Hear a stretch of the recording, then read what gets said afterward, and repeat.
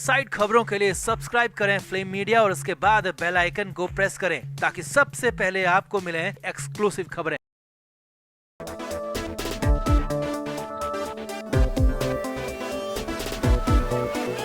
बॉलीवुड के दिन वाकई में बुरे चल रहे हैं और जो खुद को बॉलीवुड का भगवान समझते हैं वो खुद अपने ही लोगों की कब्र खोदने में लगे हैं। जी हाँ, पूरी दुनिया महामारी से गुजर रही है। कोरोना अभी तक थमा भी नहीं है और ओमिक्रॉन वायरस ने फिर से दहशत मचा रखी है और भारत में तो महाराष्ट्र एक बार फिर से निशाने पर है।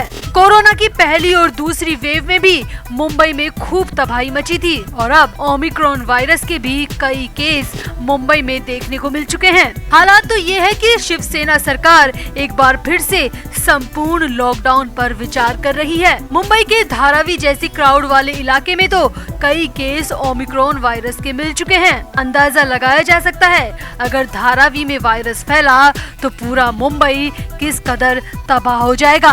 अब इतना सब होने के बाद भी, इतनी सब न्यूज आने के बाद भी बॉलीवुड वाले बिल्कुल बेखबर घूम रहे हैं, पार्टियां कर रहे हैं और मास्क लगाने में तो उनकी शान खराब हो जाती है। अब एक ऐसी ही पार्टी आयोजित कर करण जौहर बुरी तरीके से फंस चुके हैं क्योंकि तकरीबन आधा बॉलीवुड करण जौहर की इस पार्टी में शामिल हुआ था और जो रिपोर्ट सामने आ रही है वो हाई रिस्क वायरस की है जो कि जान भी ले सकता है। इतना सब होने पर भी करण जौहर खुद को गायब कर चुके हैं और इधर बीएमसी ने करण जौहर के खिलाफ तफ्तीश भी शुरू कर दी है।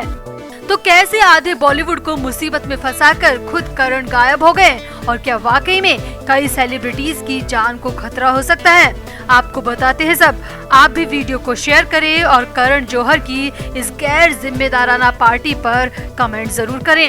तो जैसे ही 13 दिसंबर की दोपहर को खबर आई कि एक्ट्रेस करीना कपूर और अमृता अरोड़ा कोरोना पॉजिटिव पाई गई है तो बॉलीवुड में दहशत मच गई क्योंकि 13 दिसंबर से ठीक 5 दिन पहले ये दोनों ही एक्ट्रेस बॉलीवुड के एक नामी गिरामी डायरेक्टर के घर पार्टी में शामिल हुई थी जहां पर बॉलीवुड के 5 दर्जन से ज्यादा कलाकार मौजूद थे। इसके बाद खबर आई कि सोहेल खान की पत्नी सीमा खान भी कोरोना पॉजिटिव है और उनकी रिपोर्ट में हाई रिस्क का जिक्र है क्योंकि सीमा ही वो पहली शख्स थी जो कि पहले हाई रिस्क पेशेंट के संपर्क में आए और फिर पार्टी में शामिल होकर कई लोगों को संक्रमित कर दिया। अब इसके बाद तो करीना कपूर, अमृता अरोड़ा और संजय कपूर की पत्नी महीप कपूर की रिपोर्ट भी कोरोना पॉजिटिव निकली। अब एक के बाद एक पॉजिटिव रिपोर्ट देखकर बीएमसी के हाथ पांव फूल गए। बीएमसी की तरफ से गहन जांच शुरू कर दी गई तो पता चला कि ये पार्टी करण जौहर ने दी थी। करण जौहर ने अपनी फिल्म कभी खुशी कभी गम के 20 साल पूरे होने की खुशी में हाउस पार्टी रखी थी जिसमें बॉलीवुड के तकरीबन 60 से 70 कलाकार शामिल हुए थे। पार्टी में ना तो किसी ने कोरोना प्रोटोकॉल का फॉलो किया और ना ही मास्क पहना। नतीजा एक के बाद एक बॉलीवुड परिवार में कोरोना पैर पसारता जा रहा है। अब बीएमसी की जांच में अब तक 1.5 दर्जन लोगों की पहचान की जा चुकी है जो कि इस पार्टी में शामिल हुए थे। बीएमसी पार्टी के होस्ट करण जौहर के बयान लेना चाहती है और पार्टी में शामिल हुए एक एक शख्स का नाम भी जानना चाहती है ताकि हर किसी का टेस्ट कराया जा सके। मगर देखिए, इतना सब होने के बाद भी करण जौहर एक शब्द भी बोलने को तैयार नहीं है, बल्कि करण जौहर तो पिछले 24 घंटे से अपने घर ही नहीं गए।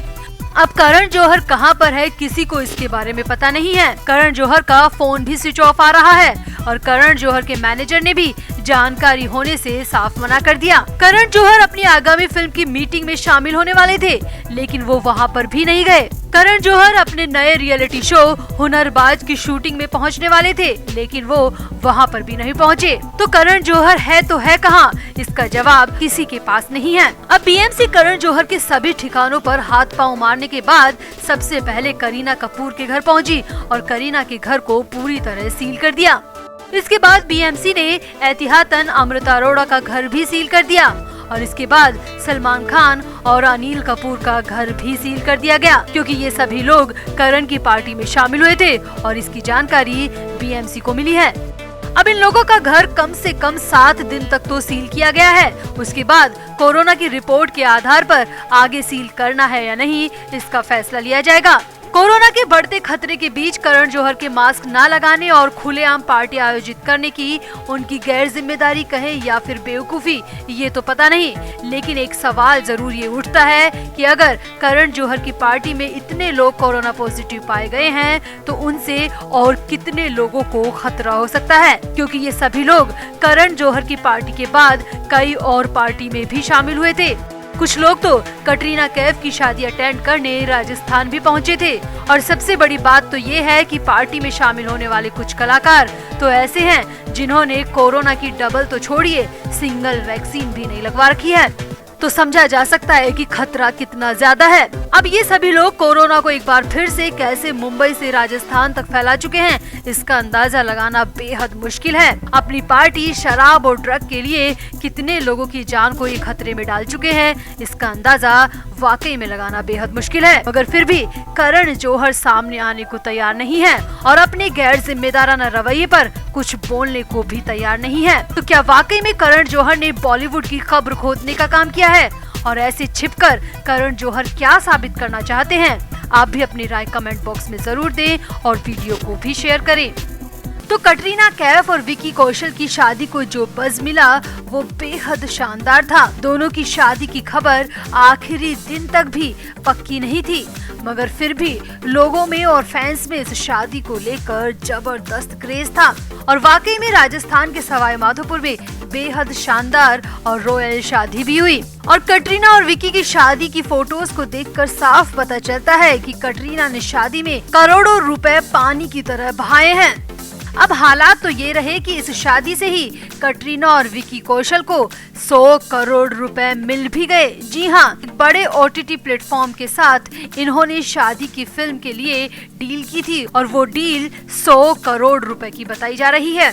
अब ये तो रही कटरीना कैफ की शादी की बात, अब खबर अंकिता की दिखा रहे हैं। तो बात कटरीना की इसलिए हो रही है क्योंकि कटरीना की शादी और कटरीना की लेविश शादी और 100 करोड़ रुपए की डील के बाद अंकिता लोखंडे को लेकर खबर आ रही है कि वो बेहद ज्यादा परेशान हो गई हैं, क्योंकि अब जब अंकिता की शादी के लिए कुछ ही समय बचा है तो उसके बाद भी अंकिता की शादी के लिए कोई बज़ नहीं बन रहा। जी हाँ, यही बात अंकिता को परेशान कर रही है कि अंकिता की शादी की चर्चा कहीं पर भी नहीं है, ना ही मीडिया में और ना ही सोशल मीडिया में। मुंबई से सूत्रों के मुताबिक कटरीना की शादी की OTT डील के बाद अंकिता लोखंडे ने भी ऐसी ही डील करने की कई नाकाम कोशिश की, मगर किसी भी OTT प्लेटफॉर्म ने अंकिता की शादी में किसी भी तरह का इंटरेस्ट नहीं दिखाया और कम से कम रुपयों में भी डील करने को कोई भी तैयार नहीं हुआ।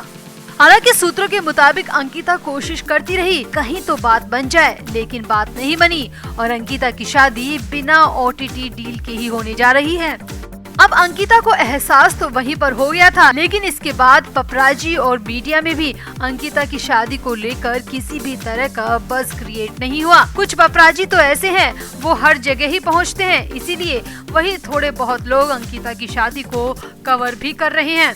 और इस बात को लेकर खबर है कि अंकिता इसी बात से बेहद परेशान है कि उनकी शादी को किसी भी तरह का बज़ और अटेंशन नहीं मिल रही है। अब सूत्रों के हवाले से सबसे बड़ी खबर आपको बता रहे हैं और वो ये है कि अपनी शादी में बज़ क्रिएट करने के लिए, अपनी शादी में मीडिया और सोशल मीडिया का इंटरेस्ट जगाने के लिए अंकिता लोखंडे ने सुशांत सिंह राजपूत का सहारा लिया है और फैंस का भी ऐसा ही कहना है। जी हाँ, अपनी शादी के लिए, शादी के खर्चों को निकालने के लिए सुशांत तक को बेचने के आरोप अंकिता पर लग रहे हैं।